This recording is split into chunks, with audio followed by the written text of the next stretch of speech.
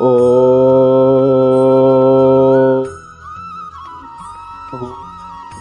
स्वः तत्सवितुर्वरेण्यं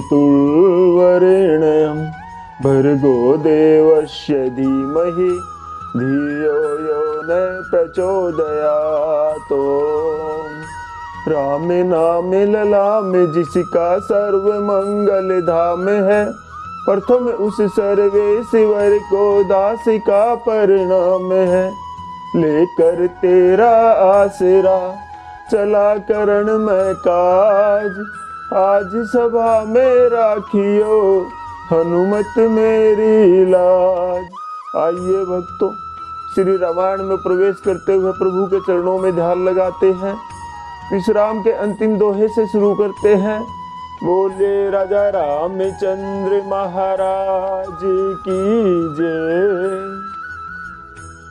उर रखवारे देखी बहु कपि मन कीन विचार, अति लग रूप धरो निसी नगर करो पैसार। सियावर राम जय जय राम, मेरे प्रभु राम जय जय राम। भक्तों, महाकवि तुलसीदास जी लिखते हैं, नगर के बहुसंख्यक रखवालों को देखकर हनुमान जी ने मन ही मन में विचार किया कि अत्यंत छोटा बन जाऊं और रात के समय नगर में प्रवेश करूं। मसक समान रूप कपिधरी, लंक ही चले सुमरि नर हरि। नाम लंकनी एक निस्त्री, सो के चले सी मोहि निंदरी। फिर हनुमान जी ने मच्छर के समान छोटा सा रूप धारण कर नर रूप से लीला करने वाले भगवान श्री रामचंद्र जी का स्मरण करके लंका को चले। लंका के द्वार पर लंकनी नाम की एक राक्षसी रहती थी। वह कहने लगी, अरे मूर्ख, मेरा निरादर करके बिना मुझसे पूछे कहाँ चला जा रहा है। जाने ही नहीं मर मूसठ मोरा, मोर आहार जहां लगी चोरा। मुठ का एक महाकपिहनी, रुधिर बमत धरनी ढन मनी। हे मूर्ख, तूने मेरा भेद नहीं जाना। जहां तक जितने चोर हैं वे सब मेरे आहार हैं। महाकपि हनुमान जी ने उसे एक घूंसा मारा, जिससे वह खून की उल्टी करती हुई पृथ्वी पर लुढ़क पड़ी। उन्हीं संभारी उठी सोलंका, जोरी पानी कर विनय शंका। जब रावण ही ब्रह्मवर दीना, चलत विरंची कहा मोहि चीना। वह लंकनी फिर अपने को संभाल कर उठी और डर के मारे हाथ जोड़कर विनती करने लगी। वह कहने लगी, रावण को जब ब्रह्मा जी ने वर दिया था, तब चलते समय उन्होंने मुझे राक्षसों के विनाश की यह पहचान बता दी थी कि विकल हो सीते कपि के मारे, तब जाने सुनिश्चर संघारे। तात मोर अति पुण्य बहुता, देखे नयन राम कर दूता। जब तू बंदर के मारने से व्याकुल हो जाए, तब तू राक्षसों का संहार हुआ जाने लेना। हे तात, मेरे बड़े भारी पुण्य है जो मैं श्री रामचंद्र जी के दूत आपको अपने नेत्रों से देख पाई। श्री राम जय जय राम दोहा। तात स्वर्ग अपवर्ग सुख, धरिय तुला एक अंग। तुलन ताही सकल मिली, जो सुख लव सतसंग। सियावर राम जय जय राम, मेरे प्रभु राम जय जय राम। भक्तों, वह राक्षसी कहने लगी, हे तात, स्वर्ग और मोक्ष के सब सुखों को तराजू के एक पलड़े में रखा जाए तो भी वे सब मिलकर दूसरे पलड़े पर रखे हुए उस सुख के बराबर नहीं हो सकते जो क्षण मात्र के सत्संग से होता है। पर नगर कीजे सब काजा, हृदय राखी कौशलपुर राजा। गरल सुधारी पुकर हिमिताई, गोपद सिंधु अनल सितलाई। अयोध्यापुरी के राजा श्री रघुनाथ जी को हृदय में रखते हुए नगर में प्रवेश करके सब काम कीजिए। उसके लिए विष अमृत हो जाता है, शत्रु मित्रता करने लगते हैं, समुद्र गाय के खुर के बराबर हो जाता है। अग्नि में शीतलता आ जाती है। गरुड़ सुमेरु रेणु समताहि, राम कृपा करी चितवा जाहि। अति लग रूप धरे हनुमाना, पैठा नगर सुमरी भगवाना। और हे गरुड़ जी, सुमेरु पर्वत उसके लिए रज के समान हो जाता है, जिसे श्री रामचंद्र जी ने एक बार कृपा करके देख लिया। तब श्री हनुमान जी ने अपना बहुत ही छोटा रूप धारण किया और भगवान का स्मरण करके नगर में प्रवेश किया। मंदिर मंदिर प्रति करी शोधा, जे देखे जह तह अगणित जोधा। गया उदसानन मंदिर माही, अति विचित्र कही जात सुनाही। उन्होंने एक एक करके प्रत्येक महल को खोज लिया, जहां तक असंख्य योद्धा देखे। फिर वे रावण के महल में गए। वह अत्यंत विचित्र था, जिसका वर्णन नहीं हो सकता। शयन किए देखा कपिते ही, मंदिर महु न दीखि वैदेही।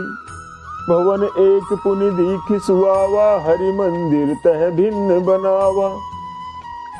हनुमान जी ने उस रावण को शयन किए हुए देखा, परंतु महल में जानकी जी कहीं भी दिखाई नहीं दी। फिर एक सुंदर महल दिखाई दिया, उसमें भगवान का एक अलग मंदिर बना हुआ था। श्री राम जय जय राम दोहा। रामायुध अंकित ग्रह, शोभा बरनी न जाई।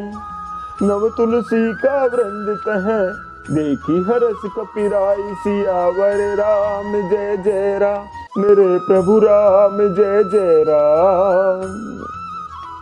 भक्तों, महाकवि तुलसीदास जी लिखते हैं, वह महल श्री राम जी के आयुध धनुष बाण के चिन्हों से अंकित था। उसकी शोभा का वर्णन नहीं किया जा सकता। वहां नवीन नवीन तुलसी के वृक्ष समूह को देखकर कपिराज श्री हनुमान जी अत्यंत ही हर्षित हो उठे। लंका निश्चर निकर निवासा, यहाँ कहाँ सज्जन कर बासा। मन महु तरंग करई कपि लागा, ते ही समय विभीषण जागा। लंका तो राक्षसों के समूह का निवास स्थान है, यहाँ सज्जन साधु संत पुरुष का निवास कहाँ। हनुमान जी मन में इस प्रकार के विचार कर ही रहे थे, उसी समय श्री विभीषण जी जागे। राम राम ते ही सुमिरन कीना, हृदय हरस कपि सज्जन चीना। ऐसन हटि करियहु पहचानी, साधु ते होई न कारज हानि। विभीषण जी ने राम नाम का उच्चारण किया। हनुमान जी ने उन्हें सज्जन जाना और हृदय में अत्यंत ही हर्षित हुए। हनुमान जी ने विचार किया कि इनसे हट करके अपनी ओर से ही परिचय प्राप्त करूंगा, क्योंकि साधु से कार्य की हानि नहीं होती, अत्यंत ही लाभ होता है। विप्र रूप धरि वचन सुनाए, सुनत विभीषण उठित आए। करी प्रणाम पूछी कुशलाई, विप्र कहू निज कथा बुझाई।